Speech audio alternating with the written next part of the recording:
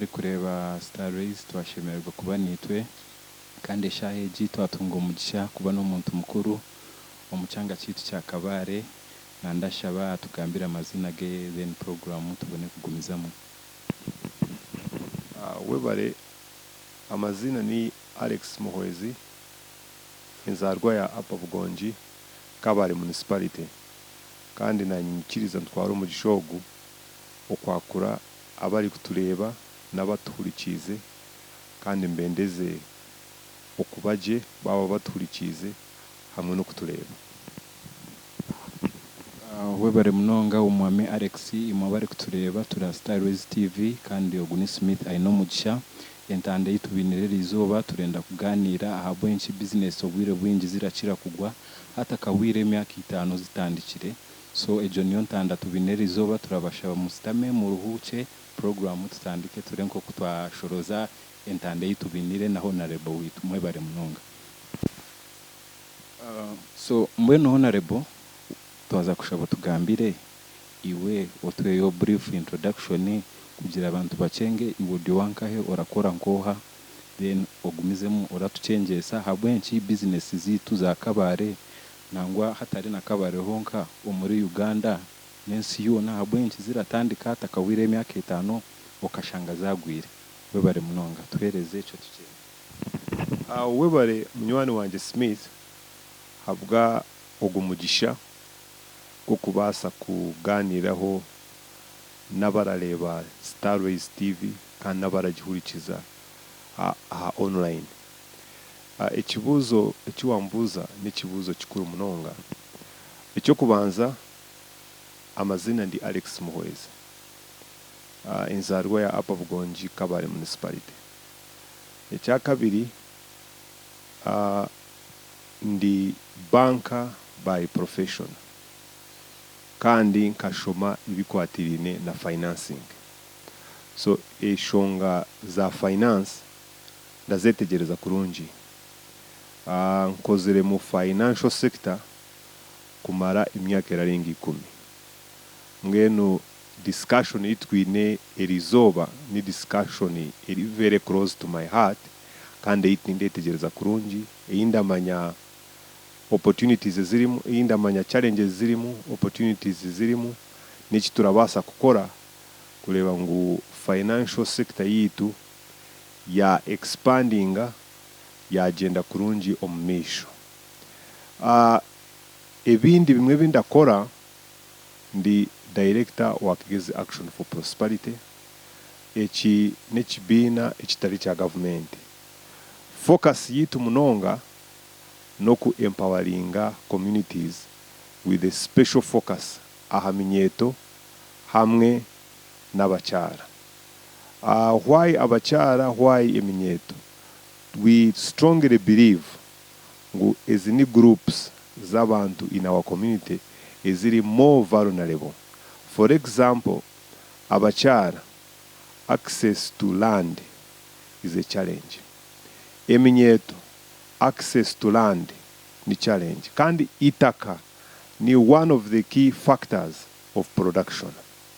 So nicho tutire amani munonga aha kureba ngu twa, for example, twa skillinga abachara, twaba empoweringa na business information.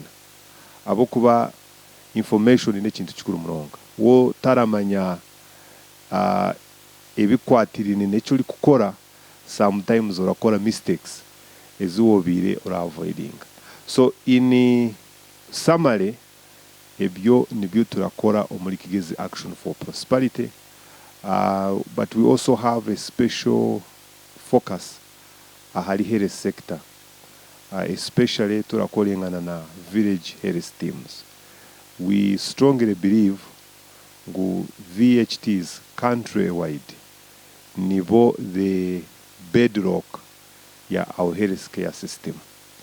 Hahine improvement itulenda kuleta in the health sector, we cannot ignore this group of people. Whatever her budget yihanga, there is a big expenditure her health sector, and a sente nyingi her health sector zirazamu treatment, and in most cases turaba turi kutreatinga avoidable diseases.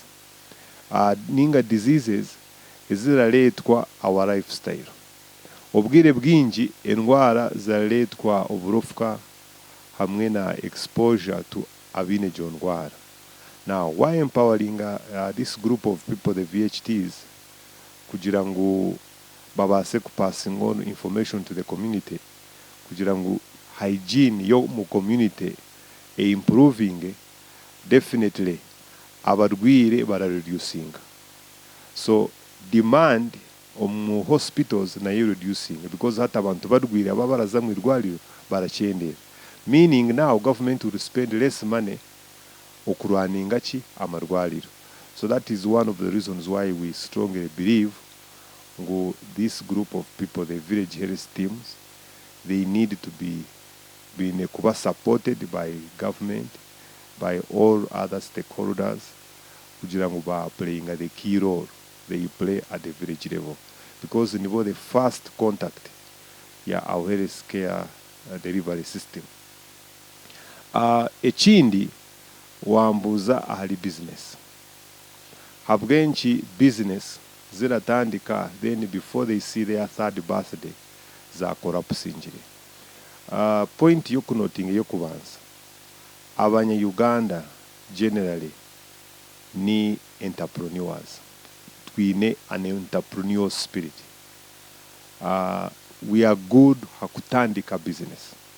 Now, wolenda kutandika business halimu aspect ya financing, aspect ya people, halimu aspect ya regulation, government rules and regulations. Now, one of the challenges is kutandika business pango azo ine capital nche. Now, erabasa kutandika konka along the way wabo ine capital nche business ita succeeding. Then hariho challenge yo kumanaginga capital. Waba oine business otara keeping a good books of account, otara manya expenses, otamanya na income. In most cases orashanga watandika kuspendinga having to be related to the business you're doing, and definitely you get a problem. Ekindi chikwatire na financing, there is a temptation yoku mixinga personal financing na business financing. Nija kutaya ira haduka yawe oine soda yoraguza mu fridge onyihire yongu kwata sodo nyweho abukwa nija kutaya ira. Now you kama weduka you forgetting ejo soda is part of your capital, part of your working capital in the business. So Alex wakutaya ira kanywa soda yo mu business as a replacing that money in the business, it means we are reducing ahari working capital. Twineho kabanya Uganda generally turabantu bari social. So twine all kinds of social gatherings.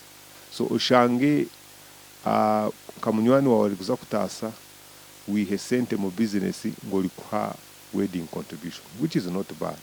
Konka ezo expenses wazi hamu business otazi replacing, it means oli reducing working capital mu business. Meaning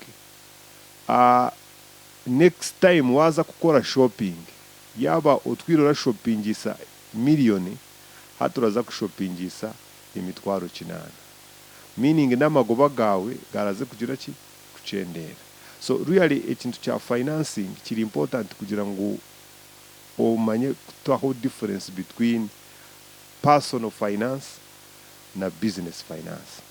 My recommendation would be nobo oboli mukama wa business oyete hamushara. Omanye ngu business yanje erakole sente zimpaha buli kwezi na nyekanyisha shure sente zenezi. Waba olenda kukora personal expenses ozihenkahe omu account yawe konkotazi yankahe mu business. Then of course ekindi kira kuleta ekizibu mu business is kutandika business n'ibanje. It's not advisable kutandika business n'ibanje.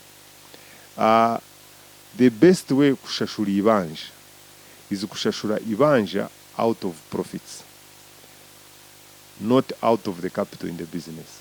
In most cases, watandika business, business ratandika generating real profits, usually after like 3 years. Meaning, naza mu bank when I'm starting, nkeguza esente mu bank, it means immediately ndatandika kushashura installment.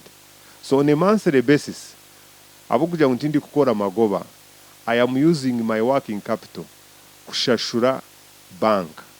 So within a short period of time, my working capital eraba yabire depleted, etachali mu business kandi ontongena problems zo kushashura ibanje. Abwo kuba working capital yanje mu business agizireki ewiremo. And when there is no working capital in the business dies. Because to in a cash, and the cash in the business is really new shagama ya business. Ekindi ni mu ichituleta mismatch mu financing a business yawe. Hati iwe orahama banje mu business yawe. Konka aholi hebyo rakozesa mu business yawe urashashura cash. Then abohira amabanja baratwara ubwire bwinji kushashura. So hariho mismatch. So cyamanyisa ngo in most cases you will keep running to say money lenders keeping the business running. So meaning oli ku kozesa very expensive money ku running a business, abohira amabanja ati bari kushashura interest. Konki uri kushashura interest on the money you're using. So that mismatch eventually erakuletera ekizibu. Now initial point inenda kukwataho is about people. Mu business yawe oyemployingire abantu bali bata. Skill set of those you have employed, it matters. Hamwe na behaviors zabo.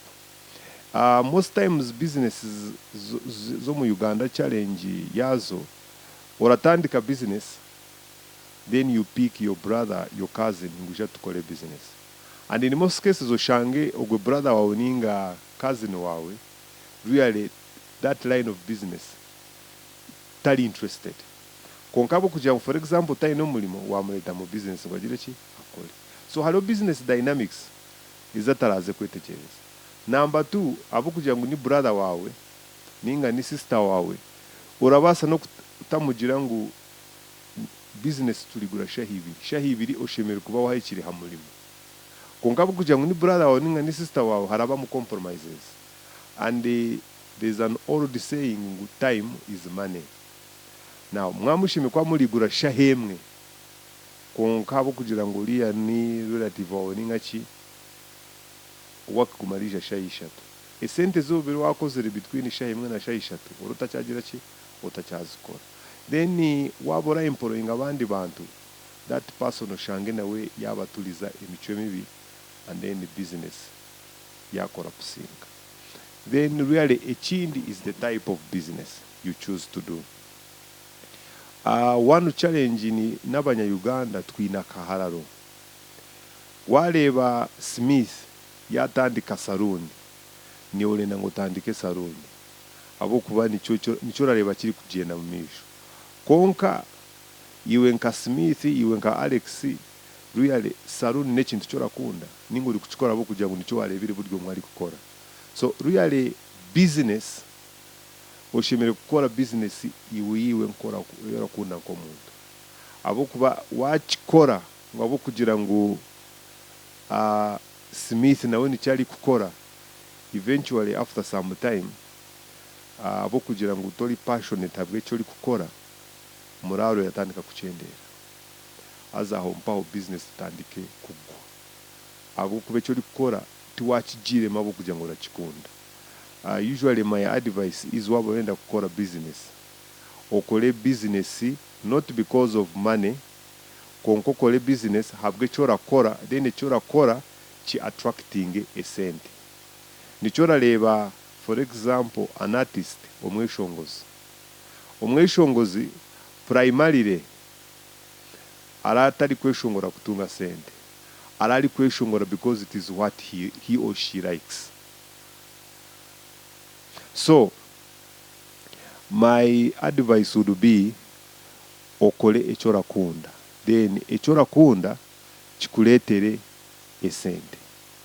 So really I think for me izo nizonda leba ziri some of the reasons why businesses in Uganda don't last long, especially izira bazitandikire. Issue ya equity na financing people then a type of business eyoli kukora.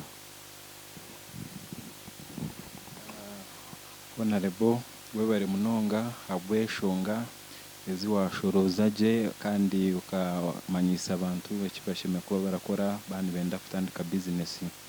Echo ninjira imwe abahurikize kandi muri kureba echo mwakikwata eshonga yo kukunda ikintu cyo kuza kutandika yachi emphasizinga kuneshonga nkuru munonga mwene mwabarenda kutandika business eshongezi yarambukurura yo zona katekaho mushime kuzigenderaho mukamanya cyo kora. Webare munonga hari eshonga eindenda onchengese wokache no teka obwire nkobu business ejo twature ha muramwa gwa business no teka ubwiro butikikire kugira ngo politics butiyazabire mbweno business eshonge jora jigamba henshi kuba twarebere bahonare babinji bararaganisa ngo ndaze kore kiyahi kwakwe abo kukore beye abo kwerira eshonge jono giteka henshi honorable.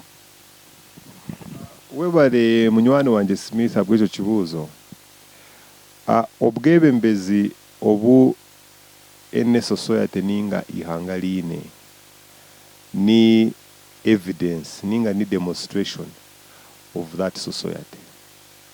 So tutaka point injire engaro ninga fingers ahali political leaders itwe nka society ezi issues pursuing abata. Now twine challenge wija mu constituency oli kugamba issues ezira kwatirana na development. Out of 10 bashatu nibo barakuhurira, mushanju barenda ngo bagambire bindi obagambire bindi then obaha kashera muzine hamwe then barakuterera karuru. So hariho challenge konka, this is a shared challenge. Nitwe abatezi bakaruru twine responsibility, nabebembezi nabo bine responsibility. Konka the situation we are in today is a painful one. Abwo kuba along the way we sometimes even lose good leaders abo kugira ngo tibali kugamba language ya simple issues ezi abataka bo baratekateka ngo they are real issues. So it's a very big challenge, and I always tell people, fortunately or unfortunately, it is possible sometimes kushanga muratunga a leader that you don't deserve. Konkabga those issues we have talked about, they play out ushange ngo obwebembezi butabonera. Wibare munonga eshonga wajigamba je munonga nkabire ndenda otuchengese emirimo ya Member of Pariament ninga bwero ruzeye niziha kubana intekateka obwiro bwinji abatezi bakaruru barija babatekatechere mu binji mwe nkabaye mupia bayikire mu office balendo shashurire fees z'abana babo konka turendesha heji otuchengese kandi tushoborore umulimo gwa Member of Pariament ni guha ebashemere kubarakora baba muhira karuru nibihankesha hejo. Webale Smith was very interesting. wanyiha mu business yati wanta mu politics.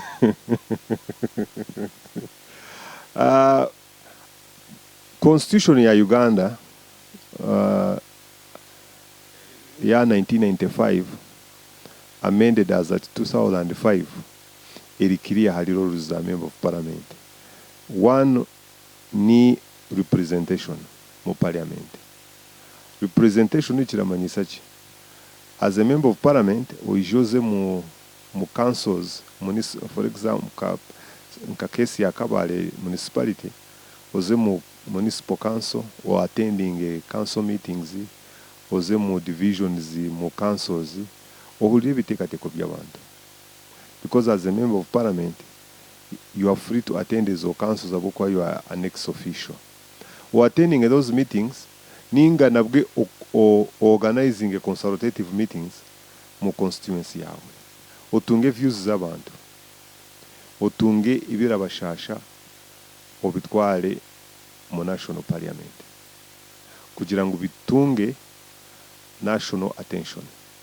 Then if they are of financial nature, yeshange mu budget yihanga, then challenges zirateganisa abantu ba constituency yawe government is addressing. Individual role ya member wa parliament ni allocating national resources, ninga kubaganisa resources za government. Ezo mpaho ba members of parliament bararabira mu process ya budgeting. Parliament niyo eyine constitutional mandate yoku approvinga budget ya government. Government era preparing a budget. That budgeting process is very consultative. Balebuza abantu bingi, bebuze hari political leaders, civil society, and all the other players. Kugira ngo the government coming up with a budget eri nationally representative. So what happens is your budget be presented to Parliament. Then budget committee of Parliament is reviewing.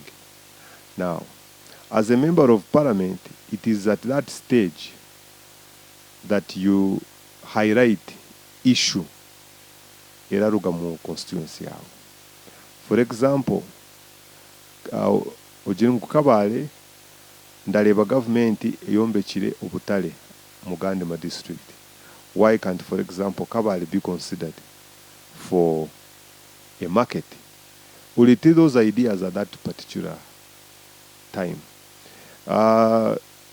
Some time back, ukaleba by members of parliament putting their feet down, government yetonjiro mushara gwa teachers, they will not pass the budget. So, with all those activities, members of parliament are allocating national resources depending on the needs, on the national needs from the different constituencies. So that is omulimo goko allocating national resources. Then another principal role ya member wa parliament ni oversight. Call him kakirasi monitor. Government executive, role ya executive no ku implementing programs, economic and social programs in the country. Then ni role ya member wa parliament kuija akaleba tuka approving sente nguzije zikole akatale Kabale. Did that money come? Was it used very well? Now, yashanga haliho problem in the way the market is being developed. That matter is brought to the attention of Parliament and the line government ministry. Kujango etunge attention.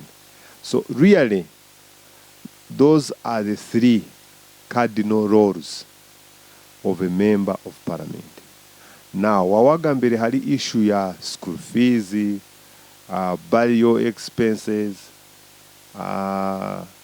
funeral, hospital care for abantu barwire who are from their constituencies. ebyo member wa parliament arabikora as a good Samaritan. Yes, habwo kukunda kweye konka kugira ngo ali mandated ngo hine ekiragiro kiramushaba ngo abikore. Really ebyo byone birakorwa nibyo ebyo binanagambireho member wa parliament arabikora as a good Samaritan. But unfortunately urashanga ibyo bimemba wa parliament abantu barenda ngo akore nka good Samaritan bya overshadowing the other three important roles of a member of parliament. So oshange mu mwanya gwa member of parliament ku ba representing to robe government kuleta development projects in your place bali kwa allocating national resources.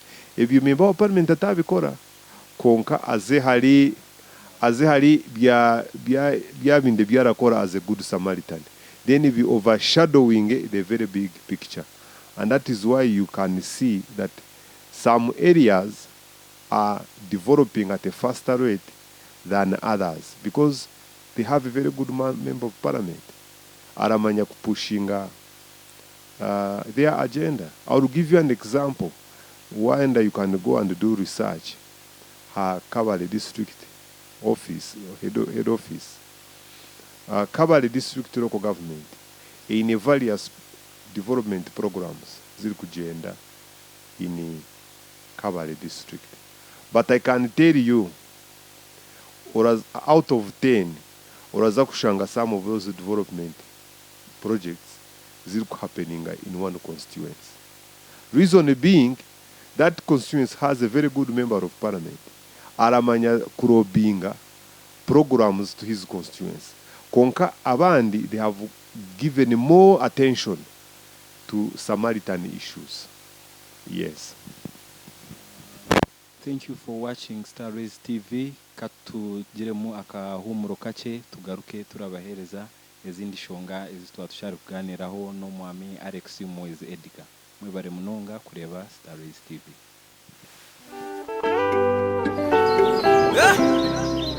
Eddie D, kama icon. Ndikuwachi gwe ampo bukumi Hampisa mbitomi egwe sabalwanyi Sirivawoli gwe yawandiko lutambi Lobulamu bwange byonna kwagera Munange nga bonda baninga bwendi Sirina subi walala yegwe subi Teri chinanema mukama bomba kumpi Erisolyo lirinda bayo najendiba Abechisema kubo ndiba wangula Enzijimu makubo ndizi wangula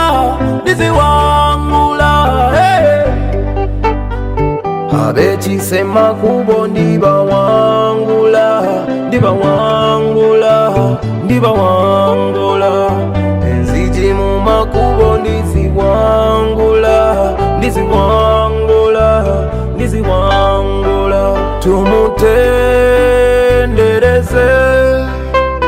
Tutendereze omutonzi Bwentunula jonzi jeyo wansi mu bikonge Nino kukwebazanga Nebwe mbera ngesuubiri nzigwamu Nzijukizanga nti planzo Eyo mudia kahumuro akuma murimo twagaruka aha one on one with umwami Alex Muhwezi Edgar kugira yirangire kuturambukurayo shonga zimwe ezaine kandi nezayinire abantu ba Kabale Municipality nka Member of Pariament mbwenu reka ayongere kutugambira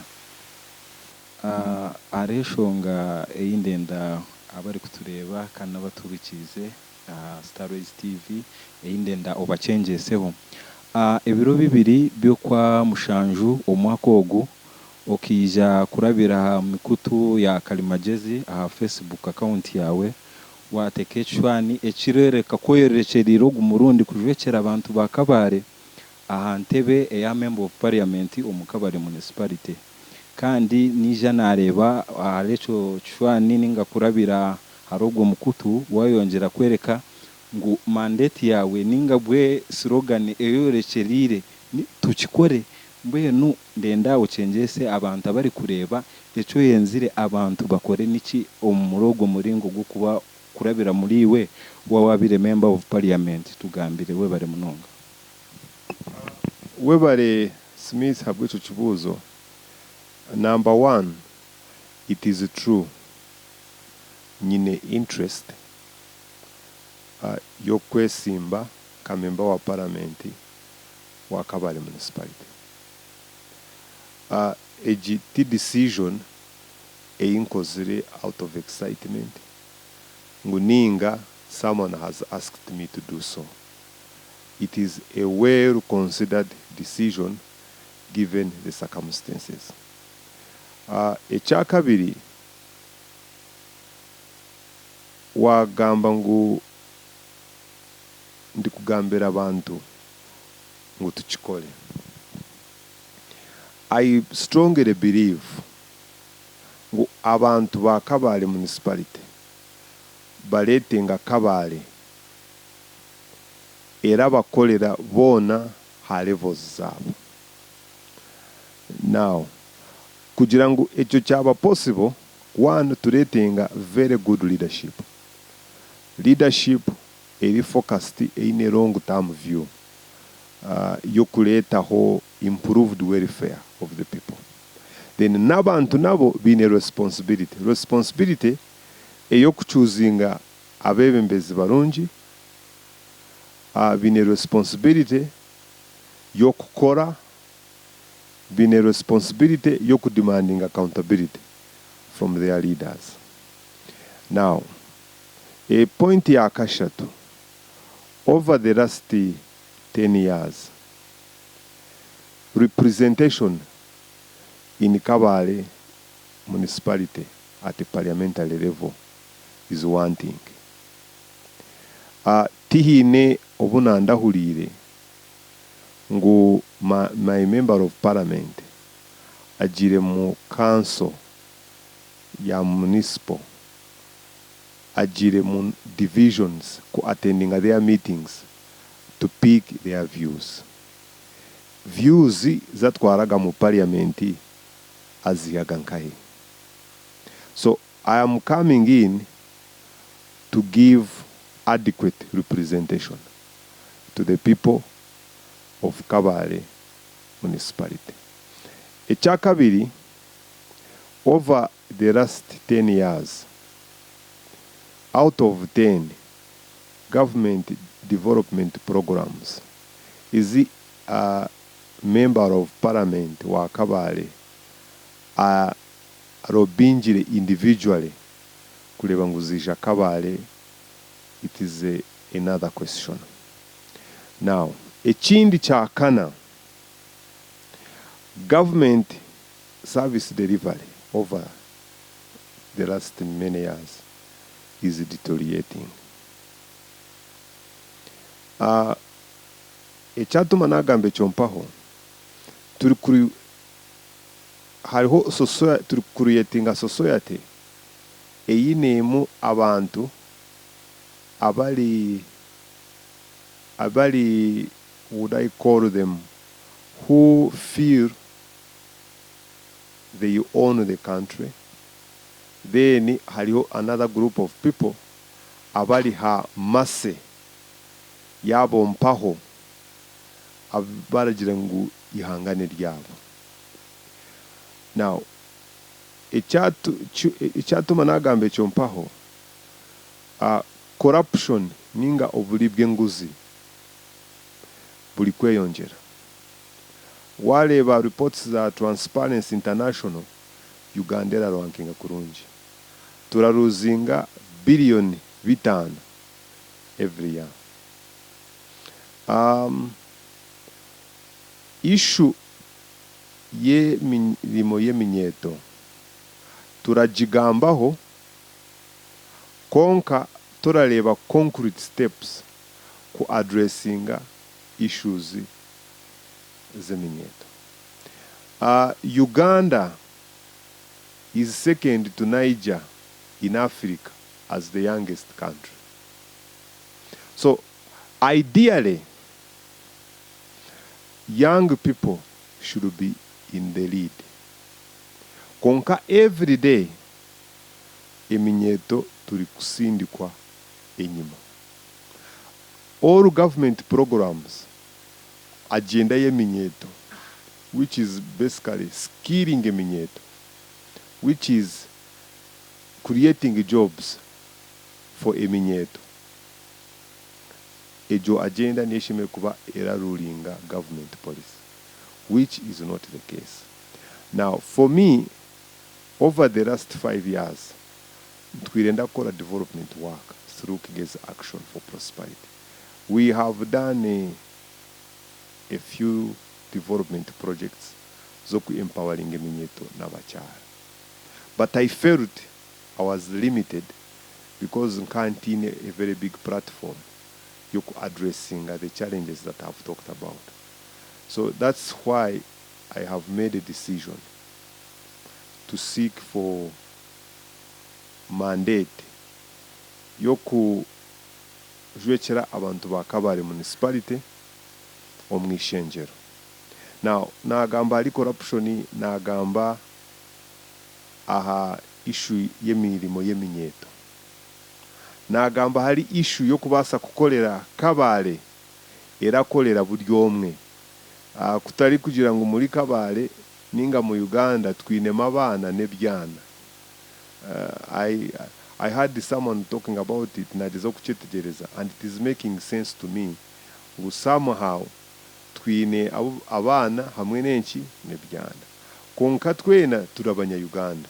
So my passion is to speak and work for a Uganda that works for everybody.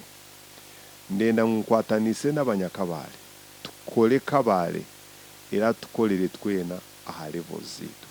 So really choice yitwine mu karuru kali kwisha kabanyakabale ejo choice likiriye, either tugumene mbera nko kuziri ninga tuleteho empinduka. Tokaguma orakozesa ekishumuruzo kimwe and you think it will open the other doors. So tuletenga ngu habe hempinduka twahindura oil mu motoka, I'm sure emotoka erabasa kutambura kurungi kandi etwongereyo mu misho. Now Kabale eraza kuba formally city in 2023. There is a lot of work to do kugira ngo tutunge a city not in word but in substance. Now kugira ngo tutunge that city tuletenga a tested leader, tuletenga omuntu oletegereza how cities are financed, tuletenga omuntu oramanya kurobinga government kuleta programs za government mu city, tuletenga a pro people leader orabase kukora n'abantu ba Kabale kugira ngo babase kukora Kabale era abakolere bona. And that's really why I'm offering myself kugira ngo abantu ba Kabale bareba intekateka yanje, agenda yanje, ndabashaba ngo bajakire bajigure tukwatanise tukole Kabale era tukolera twena aha levels zito. Bari munonga ahabwo kushoronza ishonga ezo inire abantu ba Kabale Municipality neco yorekerire wakigamba je munonga. Ndi kushoma ha kitabo cha omwe abantu ba Kigezi Professor Kanyihamba akija yarambukuramu eshonga ibiri munonga eziyayesire weapons ezo muntu wo munya Uganda ayine aha kurunda abatezi be bakaruru. Alezo shongezi yahire akagira ngo omutezi wa karuru echo kubanza akacheta nguni personal choice eyayine aha mutezi wa karuru. Eshonga ya kabiri yija yajeta a vote. Aha shanke jindenda onchengese a vote na vota ekintu kikuru munonga ashankeji iwe cyo letaga niki ekitwine kugenderaho munonga rubare munonga.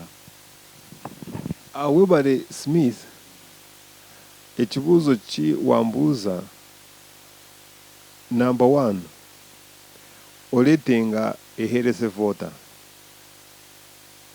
Then that heresy voter atu omuhereze adequate information ekyo orateekateeka ngu kirabasa kuletaho empinduka in their lives, then bakuhereze vote. So the most important thing is kukora choice. As a kukora choice, an independent choice, itali influenced, actually not influenced, they manipulated. Unfortunately, these days, voter choices, they are manipulated with the material things.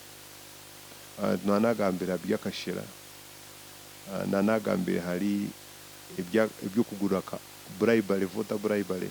So oshange omuntu mu mwanya gwo kuterera omuntu oraze kuleta empinduka mu by'ubwebembezi, decision yebe manipulated. Aterori wamuha 5 ningo wamuha 10 zo runako ningo wamuletera omwonyo ryizoba. And then we must appreciate ngo elections are very, very important. Why? Every 5 years, we the voters, turakora a social contract with our leaders. Every 5 years, either we renew, ninga we terminate. Konka, unfortunately, a contract, ibagaine terms and conditions. And in that contract, budgo mwaine more responsibilities. Now that social contract turakora with our leaders every 5 years. Our leaders have a responsibility, when voters it a responsibility yitu. Konka, unfortunately, orashanga that contract hati no fulfilling their part. So we keep going because sometimes we don't take elections very serious.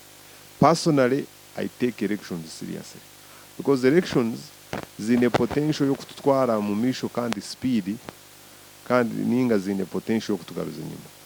Nenda mupereza one example. Around independence, Uganda's economy, ibyintasa bya Uganda bikaba biri much better n'ibyintasa ya Singapore na za Malaysia. Tukazi turazikiza. But as we speak now, Singapore, Malaysia, those are economics giants. What is the problem? Leadership.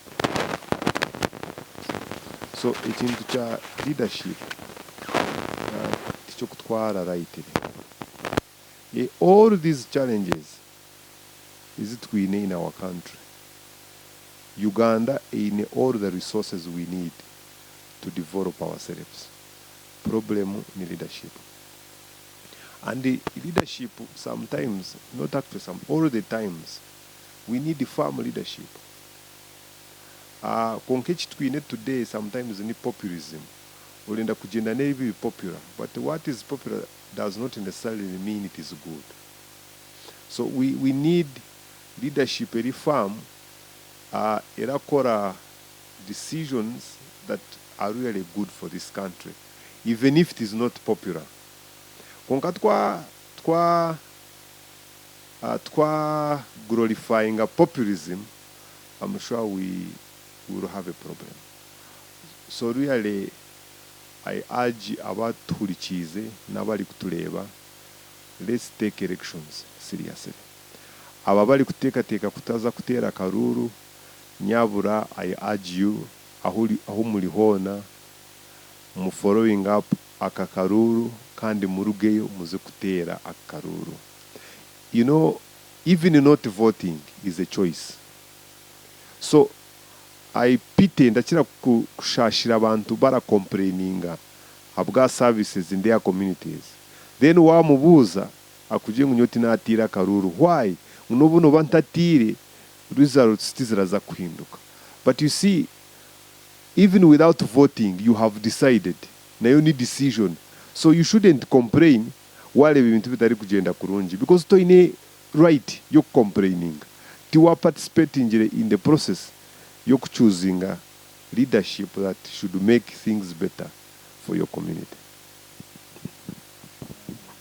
Bari munonga turija turayika hambugiro ninga ha end ya program yitu ndenda honorable oyoyengere kutumanyisa iwe ori kwija ha frage ha kandi obutumwa obwenire abantu bawe mubire nkobo, because these are trying moments obwire bwa corona. O message ningo buhabuzi obwenire abantu omubire nkobo nibuha tureyongera kuhendera program yitu. Bari munonga. Webare Smith nyesimbire aha tiketi ya NRM. Personally, I believe in the circumstances.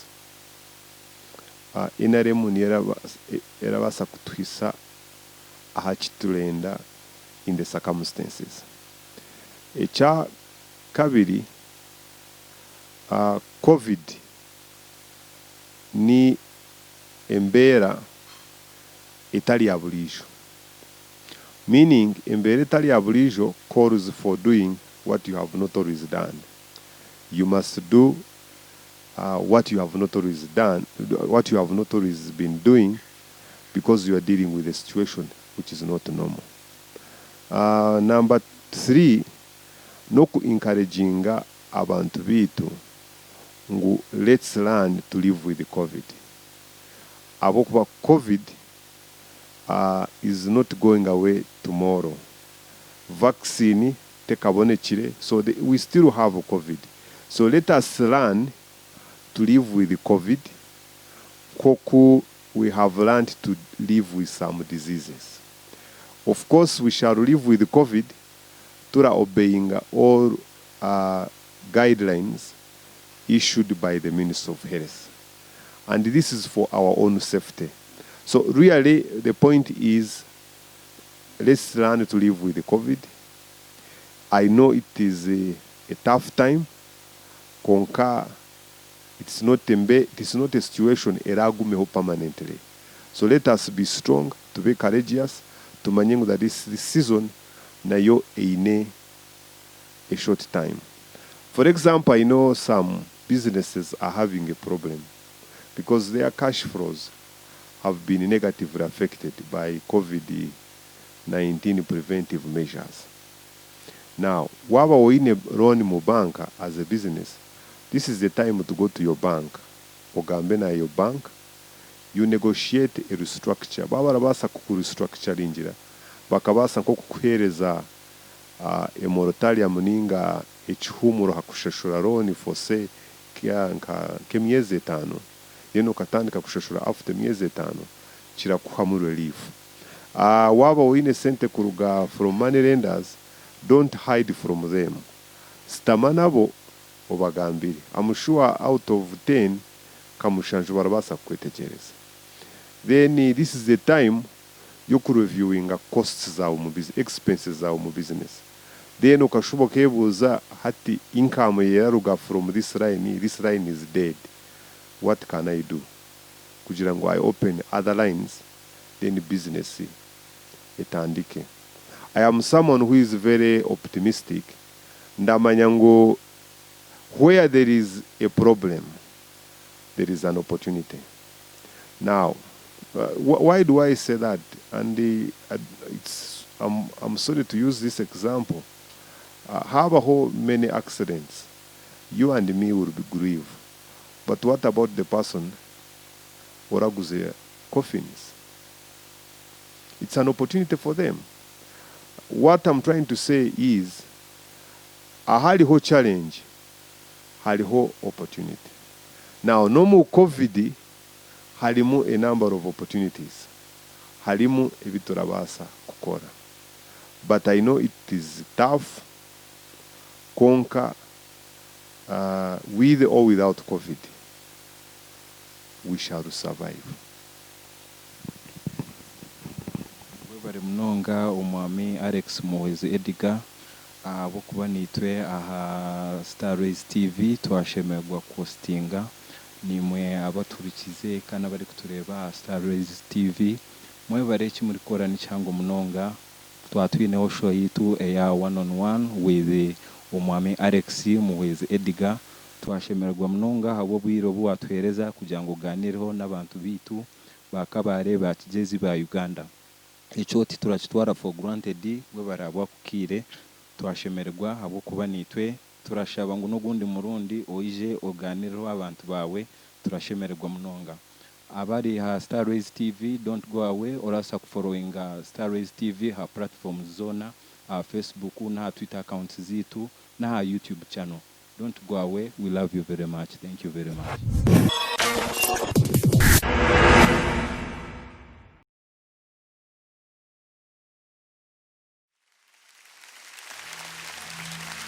It's a song that says, I'm free indeed.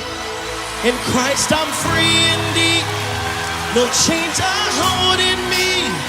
It's who I choose to be. I'm free indeed. In Christ I'm free indeed. No chains are holding me.